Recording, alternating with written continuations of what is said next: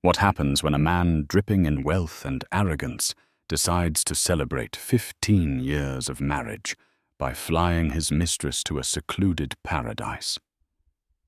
He thinks he's clever. He thinks he's in control. He books her a private villa, imagining a secret week of passion right under his wife's nose. But he's about to learn a lesson in power that money can't buy. He's planned a secret rendezvous, but his wife has planned a war.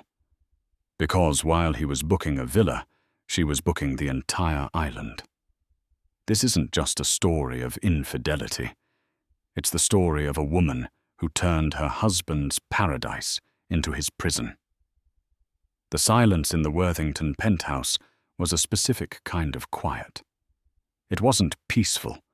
It was the heavy, oppressive silence of unspoken truths, a stillness purchased for $25 million and suspended 70 floors above Central Park. From this vantage point, the city's endless symphony of sirens and horns was a muted, distant hum, a soundtrack for a life Gemma Worthington often felt she was watching rather than living. For 15 years, she had played the role of Mrs. Richard Worthington to perfection. It was a demanding role, one that required a flawless performance at glittering charity galas, a serene smile during tense boardroom dinners, and the quiet dignity of a woman who knew her husband's Patek Philippe watch was worth more than her own opinions. Richard wasn't just a millionaire. He was a titan of New York real estate. A man who didn't just build skyscrapers, but reshaped the skyline in his own image. Arrogant, gleaming, and impossibly tall. His firm, Worthington Properties, was a legacy of steel and glass, and he was its king.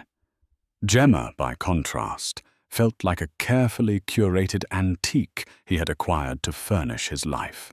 He appreciated her beauty, her grace, her lineage, the kind of old money elegance that his own brutish self-made fortune could never fully replicate. She was his social ambassador, the velvet glove on his iron fist. But appreciation had long ago curdled into assumption. He no longer saw her. He saw a reflection of his own success. Their 15th anniversary was approaching a milestone that felt less like a celebration and more like a sentence. Richard, in a rare moment of domestic focus, brought it up one evening. He didn't look up from the tablet where he was scrolling through market projections, the blue light casting a ghastly pallor on his face. 15 years, Ellie, he said the nickname, a relic of a time when their love felt less transactional. We should do something significant. Show the world we still have it. The world, Gemma thought. It was always about the world, the audience. What did you have in mind? She asked, her voice as smooth and placid as the surface of the decorative pond in their winter garden. I was thinking the Maldives, he said, finally glancing up. The Cheval Blanc Randaille. I can get the owner's villa. 4 bedrooms, private spa, its own jetty. The best of the best. A week of paradise. He was watching her, expecting gratitude, perhaps even a flicker of the adoration he took for granted. He saw only a polite, slight smile. That sounds extravagant, Richard. We are extravagant people, he declared, as if settling a legal argument. I'll have my assistant Chloe handle the arrangements. Just pack your bags. He turned back to his tablet, the conversation in his mind concluded. But for Gemma, it was just beginning. She had been living in the gilded cage for so long she'd forgotten the bars were of her own making. Or rather, her own acceptance. For 14 years, she had dutifully ignored the whispers, the late-night meetings, the scent of unfamiliar perfume on his cashmere scarves. She had compartmentalized the pain, filing it away under the heading of the price of a Worthington life. But 6 months ago, the price had become too high. It wasn't one single event, but a slow, creeping erosion of her soul. The final crack appeared during a call with their long-serving head of security, a stoic ex-military man named Arthur Vance. He had called to report a minor security breach at their Hamptons estate, but his tone was strained. He hesitated, then spoke in a low, respectful voice that was a stark contrast to Richard's usual bark. "Mrs. Worthington, there is another matter. A personnel matter regarding the security detail for Mr. Worthington's trips to Los Angeles." Gemma's blood ran cold. "Go on, Arthur. He has been foregoing his usual security detail for his evening appointments, and there are regular payments being made to a car service from a corporate account I don't recognize. The drop-off is always the same address in the Hollywood Hills." He paused. "It's the residence of an actress, a Miss Sienna Reed." The name hung in the air. Sienna Reed. Gemma had seen her in a few forgettable television shows, young raven-haired with an ambition that practically radiated from the screen. She had even sat at a table with her once at a benefit, a memory that now felt like a shard of glass in her mind. Richard had introduced them, a predatory glint in his eye she had willfully misinterpreted as pride. Arthur's information was the key that unlocked a door Gemma had been too afraid to open. She didn't cry. The time for tears was long past. A chilling clarity settled over her. This wasn't just about infidelity anymore. This was about respect. This was about the slow, deliberate erasure of her identity. Richard hadn't just cheated. He had made her a fool in her own life. She began her own quiet investigation. She didn't need to hire a private detective. She was smarter than that. She had access to everything. Over the years, Richard had put her on the board of several of their charitable foundations and holding companies mostly as a formality. He underestimated her, seeing her as a decorative figurehead. He never imagined she would actually read the fine print. With the help of a discreet financial advisor from her own family's much smaller but far older fortune, Gemma started to trace the threads. She found not just the payments to Sienna Reed disguised as consulting fees, but a web of other deceptions. Shell corporations, hidden assets, plans for a new life that clearly did not include her. Richard wasn't just having an affair. He was preparing to divest himself of his 15-year marriage with the same ruthless efficiency he used to tear down a historic building for a new development. So when Richard announced his grand anniversary trip to the Cheval Blanc Randheli, a resort owned by the luxury conglomerate LVMH, Gemma's polite smile was a mask for a mind racing with cold, hard strategy. He was offering her a stage for his final act of marital theatre. He had no idea she was about to rewrite the entire play. "That sounds wonderful, Richard," she had said. And as he preened, basking in his own magnanimity, she excused herself.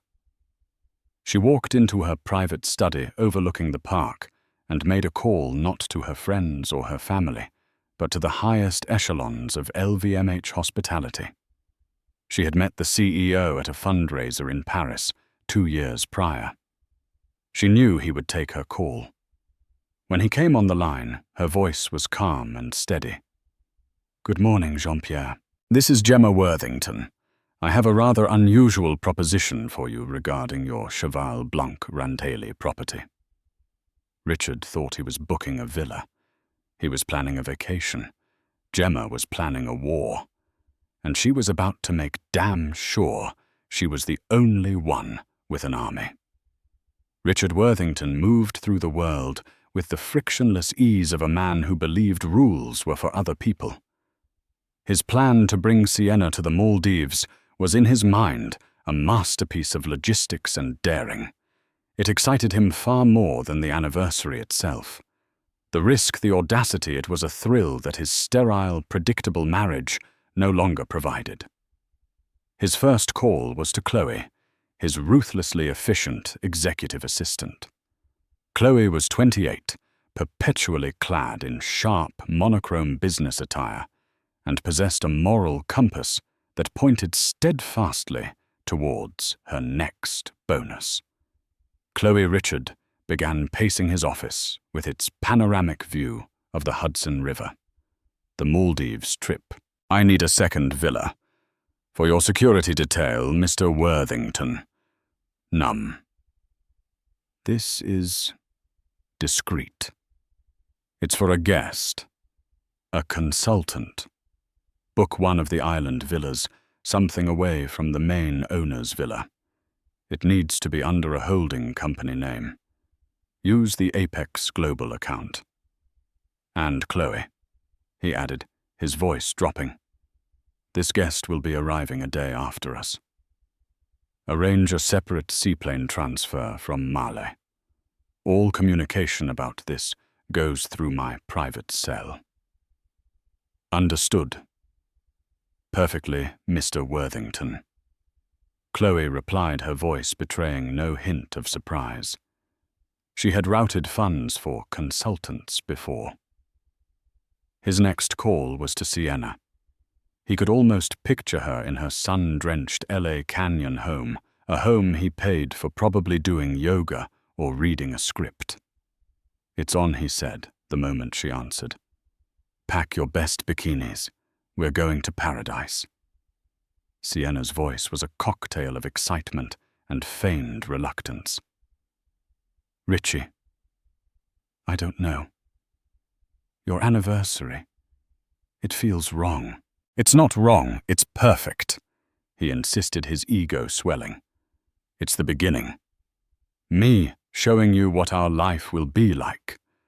Sun, sea, and no more hiding. This is the first step, Angel. After this trip, I'm telling her. It's over. It was the same promise he'd been making for 6 months, a shimmering mirage he kept on the horizon to keep her compliant. He didn't know if he believed it himself, but he loved saying it. He loved the power it gave him. Sienna, blinded by the glare of his wealth and the promise of becoming the next Mrs. Worthington, acquiesced as he knew she would. They spent the next 20 minutes talking logistics, her travel pseudonym, their planned excuses, should they be seen near each other. Richard hung up, feeling like a brilliant general deploying his troops. He glanced at a framed photo on his desk. It was of him and Gemma at some gala, both smiling. He felt a fleeting, minuscule pang of something not guilt, but perhaps annoyance. Annoyance that her placid, unwavering presence was the one obstacle to his total freedom. He saw her as a beautiful, expensive liability he would soon liquidate. Meanwhile, Gemma was executing a plan of such breathtaking scope that Richard's little deception seemed like a child's prank in comparison. Her call to Jean-Pierre at LVMH had been a masterstroke of diplomacy and financial leverage. Jean-Pierre, she had said, her tone warm but firm. My husband and I are celebrating our 15th anniversary. Richard has his heart set on the owner's villa at Randhelly for the 2nd week of July. An excellent choice, Gemma, he'd replied. It is the jewel of the Indian Ocean. It is, she agreed, which is why I want to ensure our privacy is absolute. I don't want to book the Villa Jean-Pierre. I want to book the island. The entire island. Every villa, every restaurant, every member of staff. An exclusive lease for 7 days. There was a stunned silence on the other end of the line. The Cheval Blanc Randhelly private island was not something one simply booked. It was a separate, even more exclusive entity than the main resort, a single sprawling 4-bedroom estate. She was talking about taking over the entire resort complex. Gemma, he finally said, his voice laced with incredulity. That would be unprecedented. The cost alone would be astronomical. We have other high-profile guests confirmed for that week. Gemma was prepared. Her financial advisor had run the numbers. I am aware of the cost. I am prepared to double your projected revenue for that week, plus a significant premium for the inconvenience of relocating your other guests. Think of it as a unique marketing opportunity and a chance to do an old friend a favor. She let the offer hang in the air. She knew LVMH was a business, and this was an offer no sane CEO could refuse. She instructed her bank to wire a 7-figure deposit that very day. She signed the non-disclosure agreements, which were stricter than most international treaties.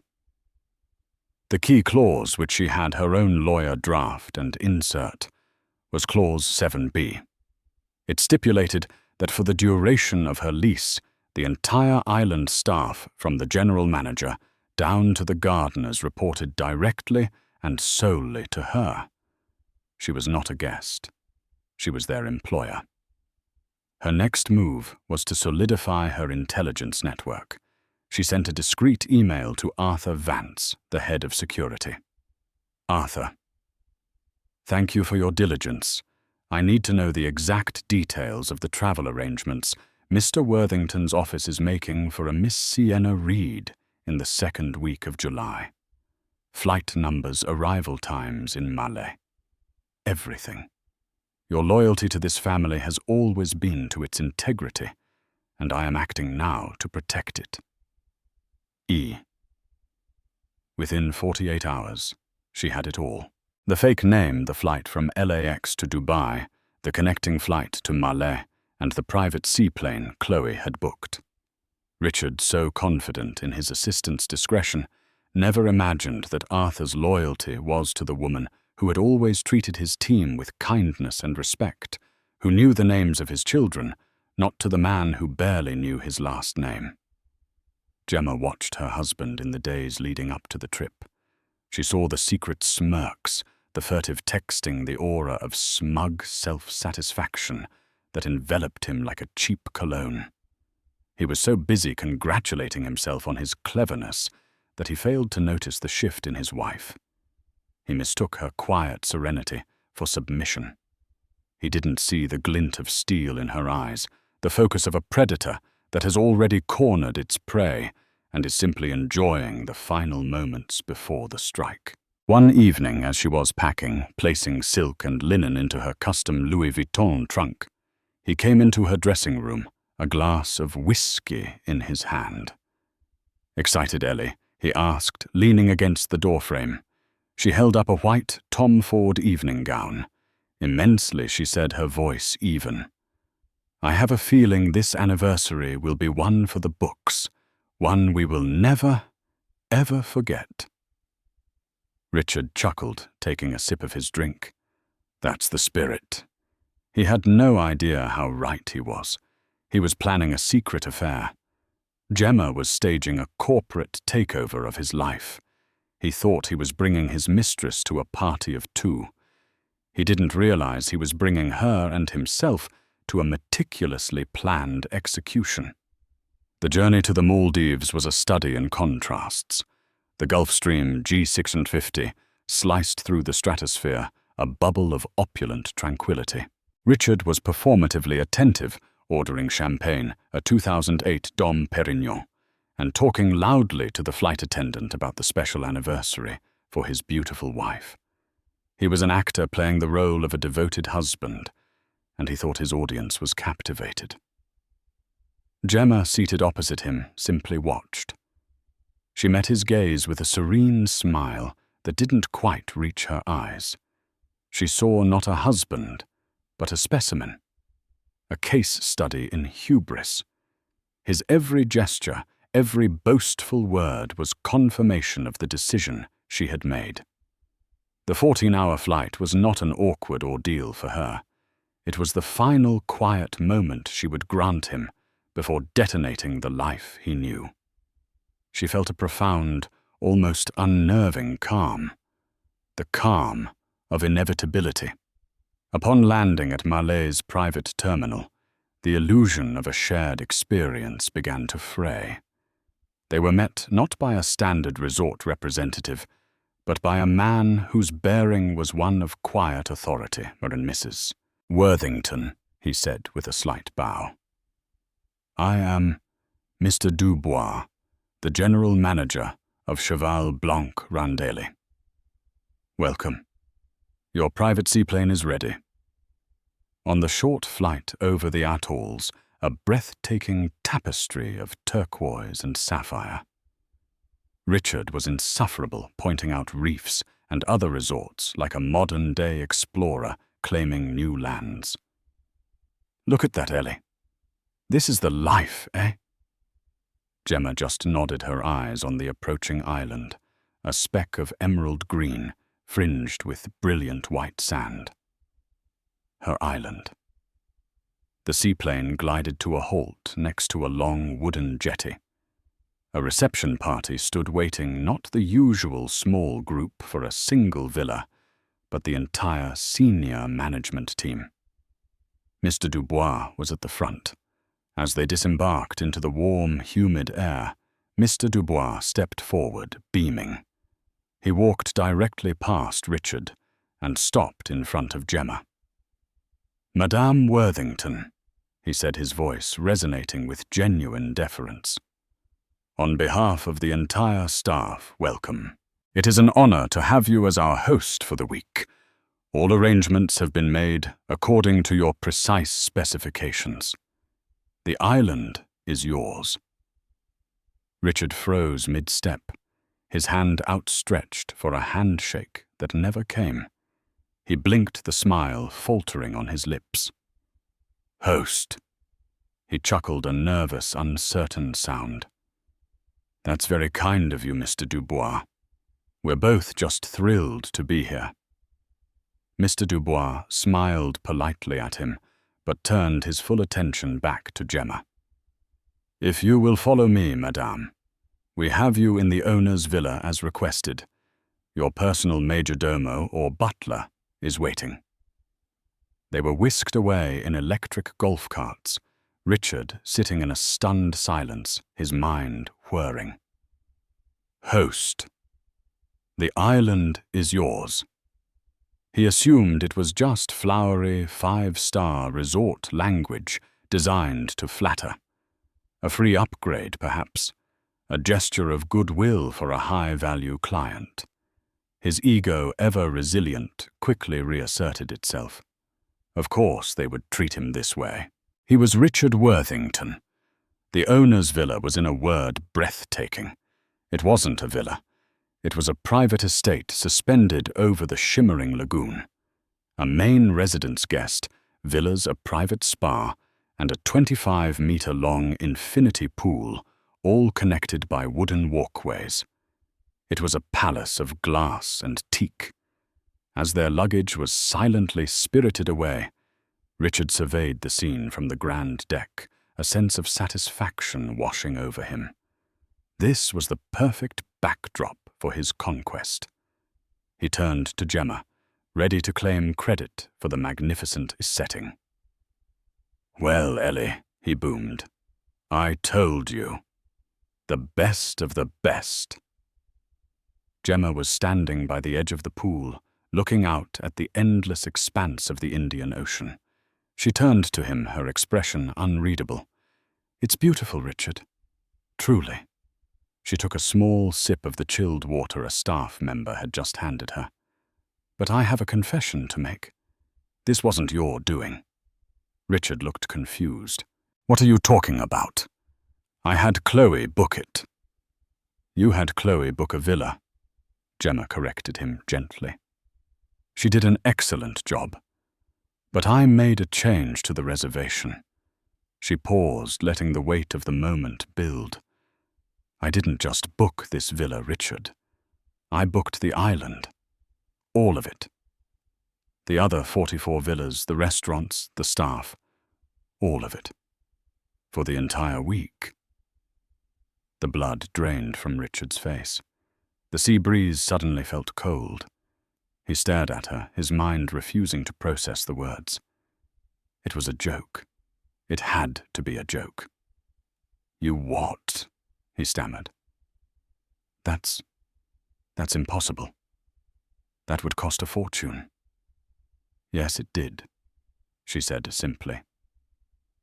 "A significant portion of the inheritance my grandfather left me, in fact. He always told me to have my own resources, for a rainy day." She looked up at the perfect cloudless sky. "Think of it as my anniversary gift to you, to us. A week of absolute, uninterrupted privacy." The word privacy hit him like a physical blow. The foundation of his entire deceitful plan began to crumble. If the entire island was exclusively theirs, how in God's name was Sienna supposed to land? Where was she supposed to stay? The Apex Global booking for the consultant in the secluded island villa. It wouldn't exist. It couldn't. He forced a laugh, a strangled, hollow sound. "Gemma, you're incredible. That's the most extravagant thing I've ever heard. You should have told me." He was scrambling his mind, a frantic mess of calculations and aborted plans. He had to get to a phone. He had to call Chloe. He had to call Sienna and tell her to turn back. He pulled out his phone. No service. Of course, these remote islands were notorious for it. "What about the Wi-Fi?" he asked, trying to keep his voice casual. "Oh, it's excellent," Gemma said breezily. "I had them boost the signal for the whole island. The password is Ithaca 325. You know from the Odyssey. The story of a husband's long journey home to his faithful wife." Her smile was dazzling, and for the first time in 15 years, Richard Worthington felt a genuine, gut-wrenching spike of fear. He looked at his wife, truly looked at her, and saw a stranger. The placid, decorative woman he had married was gone. In her place stood a cool, calculating strategist who had just checkmated him in a game he didn't even know he was playing. He was trapped in paradise, and a storm was coming, and he could hear in the distance the faint, unmistakable drone of an approaching seaplane. The sound grew from a distant hum to a definite thrum, the signature noise of a twin otter seaplane on its final approach. Richard's heart hammered against his ribs. It couldn't be. It was impossible. He was still trying to connect to the Wi-Fi, his phone refusing to cooperate, cycling endlessly.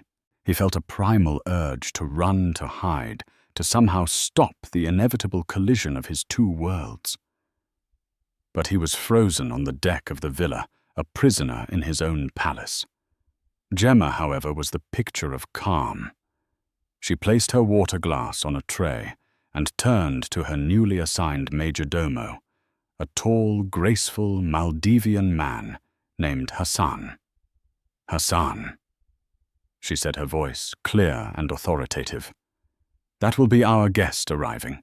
Please have a welcome drink prepared. A glass of Bollinger, I think, and have her luggage brought directly here." A guest. Richard finally choked out, turning on her. "What guest? You said the island was exclusively ours." "It is," Gemma replied smoothly, adjusting the cuff of her linen blouse. "She is my guest. I invited her." The seaplane's engines whined as it touched down on the lagoon, gliding towards the very same jetty they had arrived at an hour before. Richard could see a figure in the window, a silhouette that made his blood run cold. "Who is it, Gemma?" he demanded, his voice a low, desperate growl. Gemma didn't answer. Instead, she walked calmly from the deck, through the villa's open-air living room, and towards the main path leading to the jetty. After a moment's hesitation, Richard, compelled by a horrified sense of dread, followed her. He watched as Sienna Reed stepped off the pontoon and onto the jetty.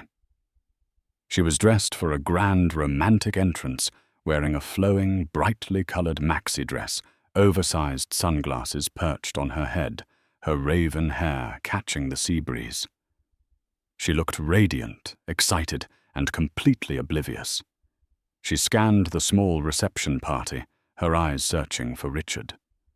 When she finally saw him, her face broke into a dazzling, conspiratorial smile. But her smile faltered as she saw who was standing calmly in front of him. It was Gemma. Gemma glided forward, her hand outstretched, not for a handshake, but as a gesture of welcome. She was smiling a warm, hostessly smile that was terrifying in its composure. "Sienna Reed, I am so glad you could make it," Gemma said, her voice carrying easily in the quiet air. "I'm Gemma Worthington. Welcome to my anniversary celebration." Sienna froze her mouth slightly agape. Her eyes darted from Gemma's serene face to Richard's, which was now a ghastly shade of pale.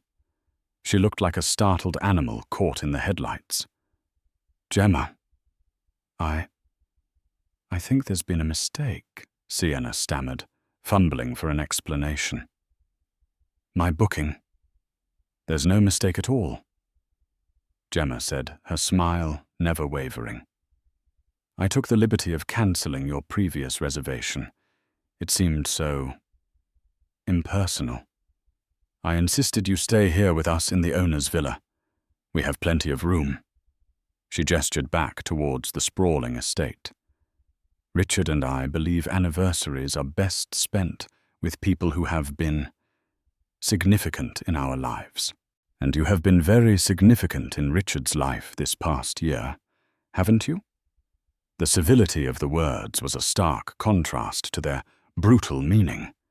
Each perfectly enunciated syllable was a dagger aimed with surgical precision. Sienna was speechless, her cheeks flushing with a mixture of shame and panic. Richard finally found his voice, stepping forward to try and seize control of a situation that was spiraling into a nightmare. "Gemma, that's enough," he hissed, trying to grab her arm. She pulled her arm away with a sharp, sudden movement, her serene mask finally dropping to reveal the cold fury beneath. Her eyes, which had been so calm, now flashed like ice. "Don't you dare touch me, Richard," she said, her voice low and venomous. "And don't you dare pretend you have any authority here. You are a guest on my island. You are a character in my play. And you will wait silently until I give you your next line." She turned her back on him, dismissing him completely, and faced the stunned and humiliated Sienna once more. "You must be tired after your long flight." Gemma continued her hostess persona, snapping back into place. "Let's get you settled. Then we can all have a chat. I have a feeling we have so much to talk about." As if on cue, Hassan and another staff member appeared taking Sienna's luggage. Sienna, utterly defeated, could do nothing but allow herself to be led towards the villa, past Richard, who stood impotent and exposed on the jetty under the harsh, tropical sun. But Gemma wasn't finished. As she turned to follow, she paused and looked at Richard. The look on her face was not one of triumph, but of pity. It was the look one gives to something that is already dead. "You know, Richard, I was thinking about your little plan," she said, her voice barely a whisper. "Bringing this girl here. It wasn't just about the affair. It was about the utter contempt you have for me. You thought I was stupid, an oblivious fool who would just smile and pose for pictures while you desecrated our marriage right in front of me." She took a step closer. "So I decided to arrange a little party, a celebration of truth, and Sienna is just the first guest to arrive." Richard's eyes widened in horror. "First guest? What are you talking about?" Gemma smiled, a thin, chilling curve of her lips. "Oh, you didn't think this was all for you two, did you?" This is a very exclusive event. The guest list is quite specific, and the next seaplane arrives tomorrow morning at 9. She leaned in closer, her voice dropping to a conspiratorial whisper. And you'll never guess who's on it. She turned and walked away, leaving Richard standing alone on the jetty, the sound of the waves lapping against the shore suddenly sounding like the tolling of a bell. He was not on vacation. He was not in control. He was in a cage. A beautiful sun-drenched 5-star cage, and his wife, the woman he had underestimated for 15 years, held the only key. And she was just getting started. The night was long and suffocating. Richard, Gemma, and Sienna occupied the sprawling owner's villa like 3 enemy nations engaged in a cold war. A tense, silent dinner was served on the main deck, the clinking of silverware against porcelain, the only sound punctuating the oppressive quiet. Sienna, now fully aware of her status as a pawn in a much larger game, picked at her food, her eyes red-rimmed. Richard drank heavily, his face a mask of thunderous rage and dawning terror. Gemma, by contrast, ate with a calm, deliberate appetite. She was a queen, presiding over a grim feast entirely in her element. She made polite conversation, asking Sienna about her flight and commenting on the sublime flavor of the seared tuna, each pleasantry a masterclass in psychological torture. Richard tried to corner Gemma by the reflecting pools after the staff had cleared the table. "What have you done?" He snarled, his words thick with whiskey. "This is insane. You're insane." "Am I?" Gemma asked, turning to face him, her expression placid. "Or have I just finally started operating on your level? You deal in hostile takeovers, Richard. You liquidate assets that are no longer performing. You should be proud. I've learned from the best."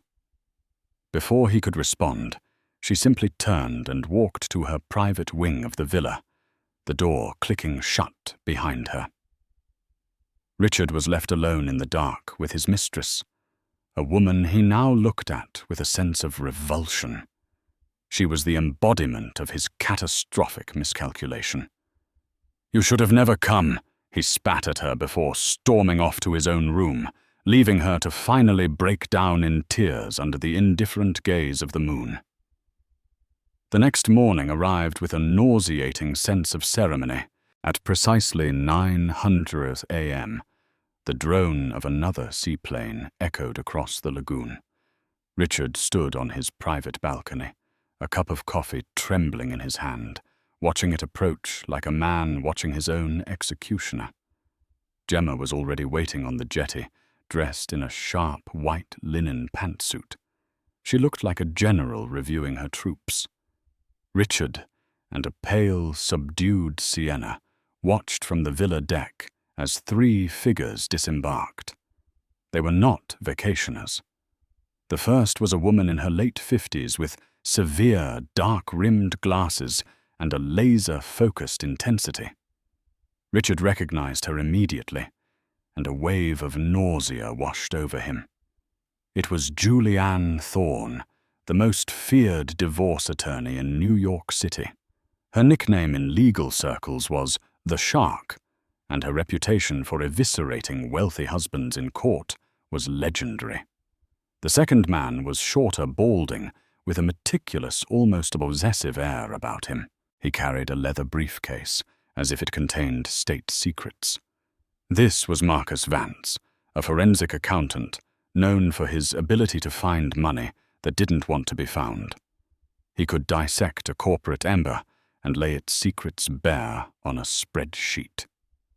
The third person was a younger woman with a reporter's notebook and a hungry, intelligent look in her eyes.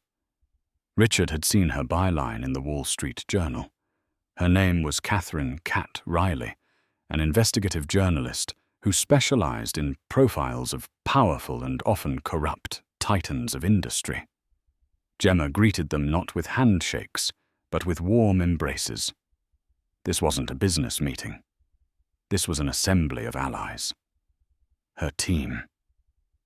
As they approached the villa, Julianne Thorne's sharp eyes immediately fell on Richard. "Richard," she said, her voice devoid of any warmth.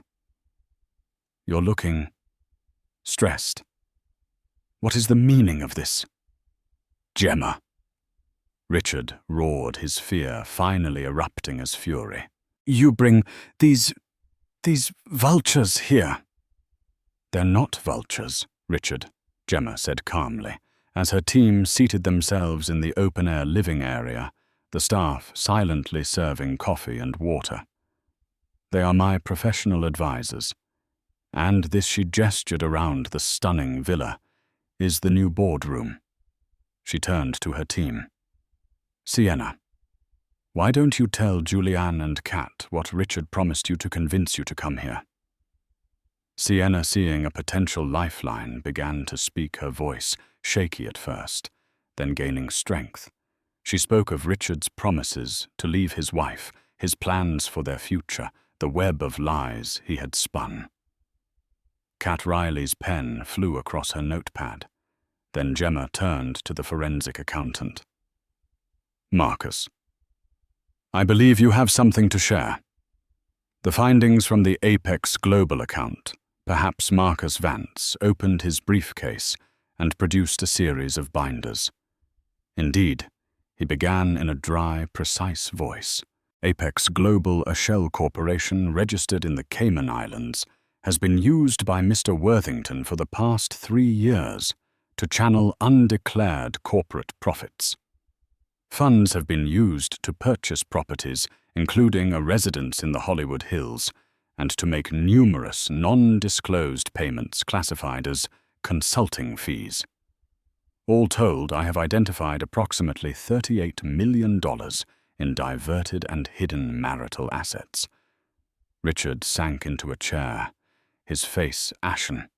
He was being dismantled piece by piece in front of an audience. But the final, most devastating blow was yet to come. Gemma let the financial details hang in the air for a moment before she spoke again, her voice now filled with cold, hard gravity. "The financial infidelity is one thing," she said, her gaze fixed on Richard. "It's expected in a way, but I also had Marcus look into the financing for your new flagship project, the Worthington Spire." Richard's head snapped up. That project was his legacy, his masterpiece. It was also massively over-leveraged and precariously financed. Gemma continued. "It seems your primary investors. The private equity firm Sterling Kane have some very strict morality clauses in their contracts, clauses that frown upon public scandals, financial misappropriation, and the kind of reputational risk that an exclusive front-page story in the Wall Street Journal might generate." She nodded towards Kat Riley, who looked up from her notes, a grimly satisfied look on her face. "You see, Richard," Gemma explained as if to a child, "I realized that confronting you in New York would be messy. You'd use your power, your lawyers, your press contacts to spin the story. You'd paint me as a bitter, hysterical wife. Here," she said, a sweeping gesture indicating the island, "we are on neutral ground. Or rather, my ground. There are no distractions, no outside influence. Just you, your mistress, your secrets, and a team of people dedicated to exposing them." The twist wasn't just that she had booked the island. It wasn't just that she'd invited his mistress. The true devastating masterstroke was that she had created a hermetically sealed environment for his utter destruction. The island wasn't a stage for simple humiliation. It was a courtroom and a surgical theater, and he was the only patient. Julianne Thorne finally spoke, her voice cutting through the stunned silence.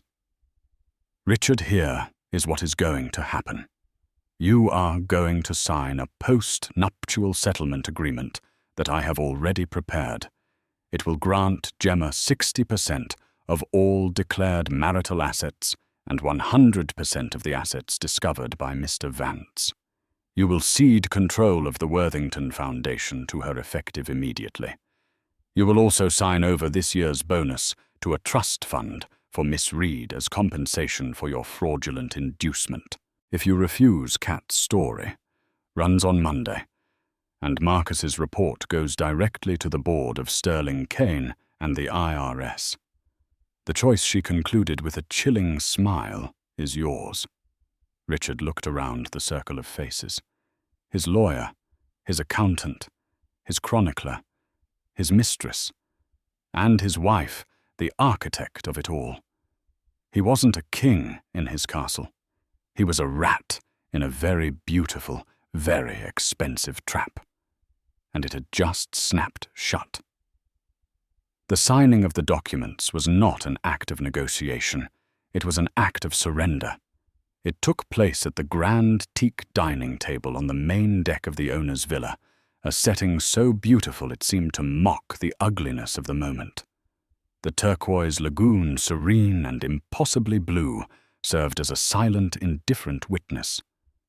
Richard, stripped of his bravado, his rage now burned down to a fine grey ash of despair, moved with the mechanical slowness of a man in a trance.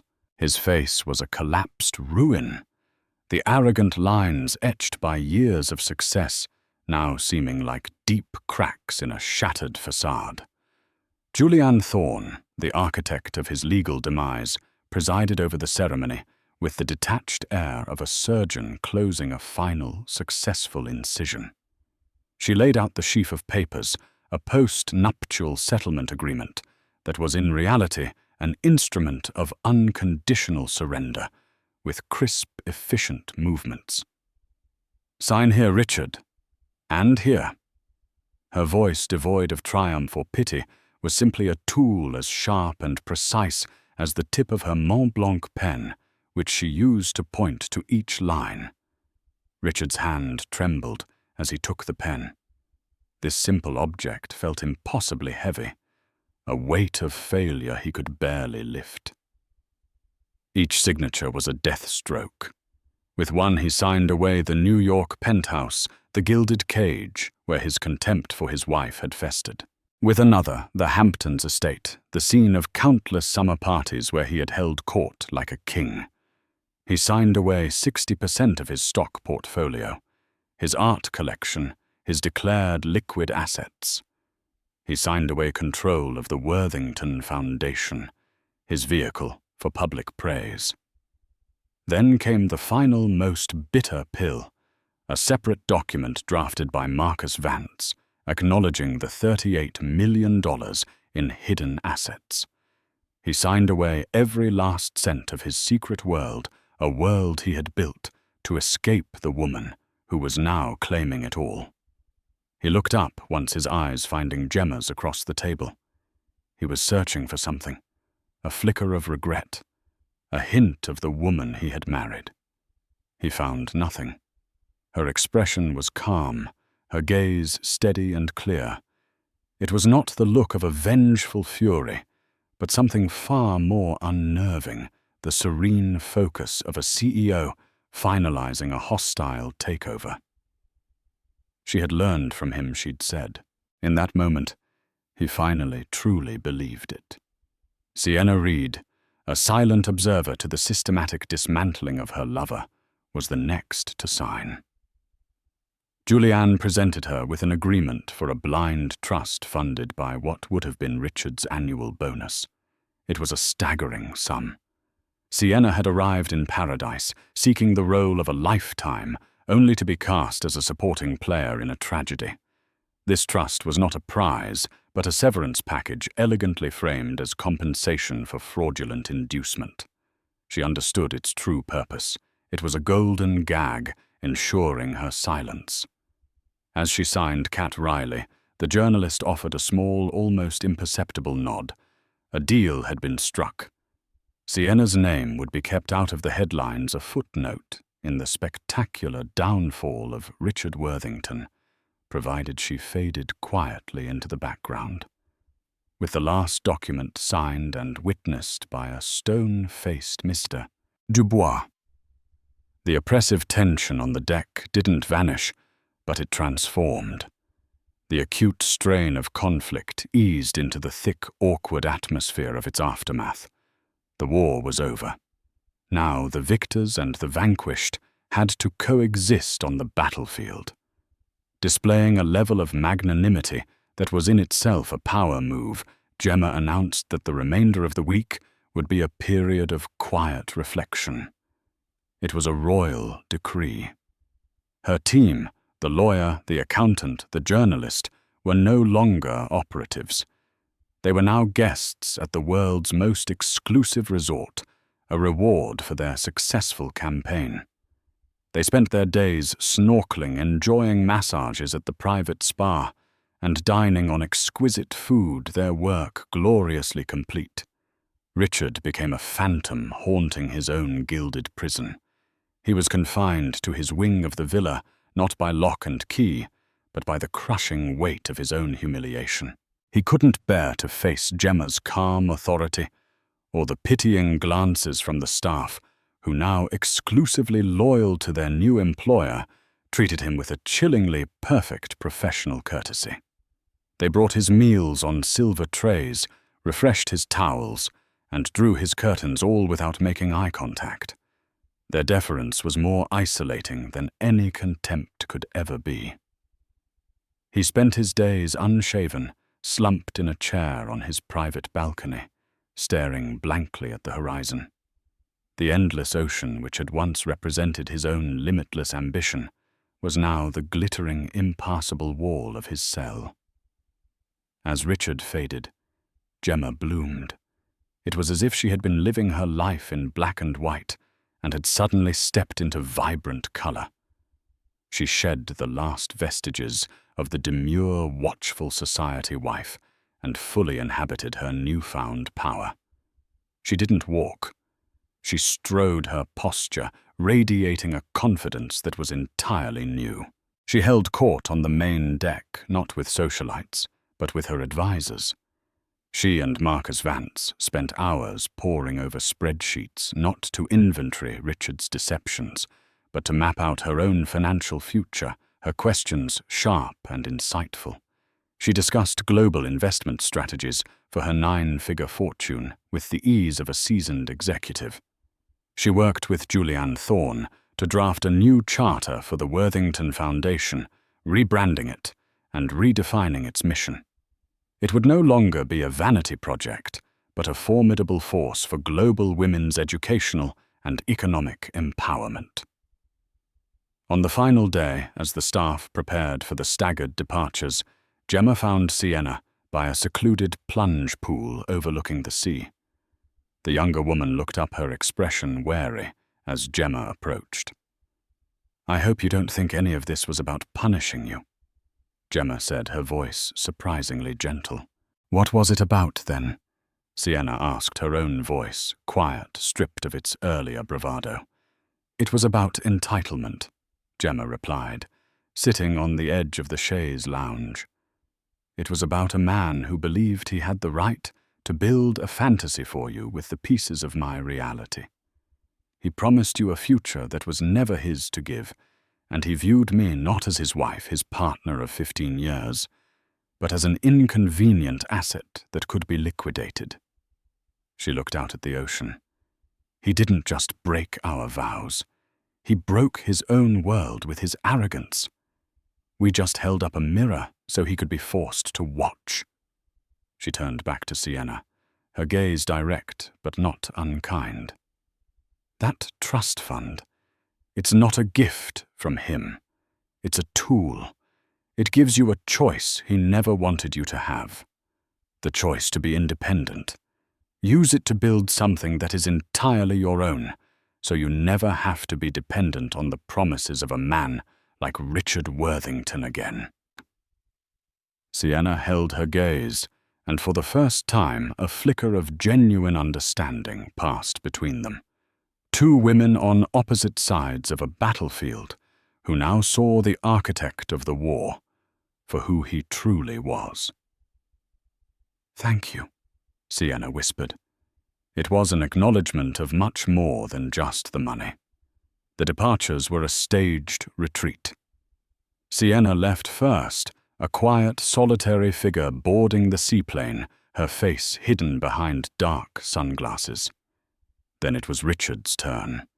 He emerged from his suite looking gaunt and aged, his expensive clothes hanging loosely on his diminished frame. He walked the long jetty alone, every step an exercise in shame. He did not look at Gemma. He did not look back.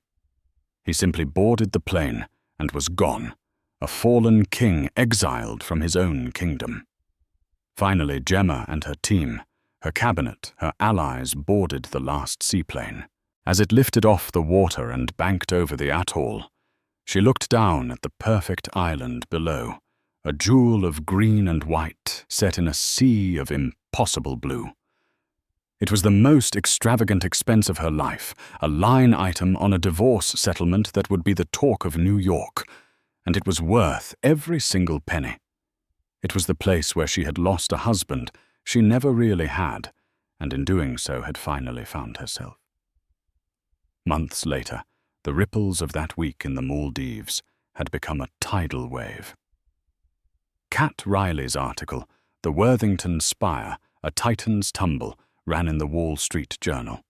It was a masterwork of suggestion and innuendo, meticulously detailing Richard's precarious financing and questions of corporate governance, citing only sources close to the family.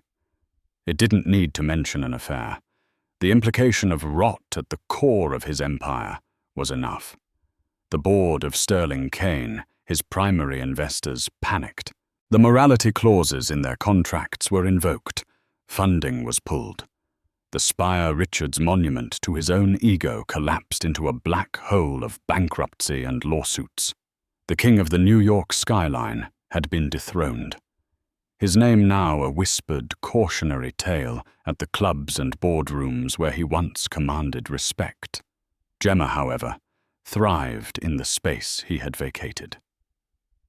She sold the cavernous penthouse and moved into an exquisitely renovated townhouse in the West Village, a home that was elegant, warm, and entirely hers. She became the dynamic chairwoman of the newly launched Gemma Foundation, a respected and formidable figure in global philanthropy. When she appeared at galas, cameras flashed not because she was a socialite, but because she was a leader. She was no longer Mrs. Richard Worthington, an elegant attachment to power. She was simply Gemma, and she had taken the scorched rubble of her old life and from it built an ifar of her own design. They say revenge is a dish best served cold. But for Gemma Worthington, it was served on a private island under a warm, tropical sun with a side of forensic accounting and legal brilliance. She didn't just get even. She rewrote the rules of the game. Her story is a powerful reminder that the quietest person in the room is often the most dangerous, and underestimating someone can be the most expensive mistake you ever make. This wasn't just about catching a cheating husband. It was a masterclass in reclaiming one's power, life, and fortune. What did you think of Gemma's ultimate checkmate? Was it justice or was it genius? Let us know your thoughts in the comments below. If you love stories where the underestimated rise up and take control, make sure to hit that like button, share this video with someone who needs to see it, and subscribe to our channel for more tales of epic takedowns and sweet, sweet karma.